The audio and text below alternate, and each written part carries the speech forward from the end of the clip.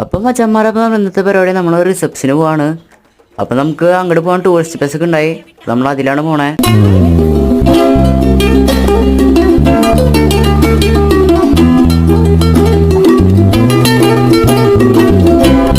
അപ്പം മച്ചന്മാരെ നമ്മൾ ഓഡിറ്റോറിയം എത്തിയിട്ടുണ്ട്. അപ്പം നമുക്ക് ഇനി അതിൻ്റെ ഉള്ളിൽ കയറി നമുക്ക് അതിൻ്റെ ഉള്ള വിശേഷങ്ങൾ നോക്കാം. അപ്പം മച്ചന്മാരപ്പം നമ്മുടെ ഫ്രണ്ടിൽ തന്നെ നമുക്ക് വെൽക്കം ഡ്രിങ്ക് ഒക്കെ വെച്ചിട്ടുണ്ട്.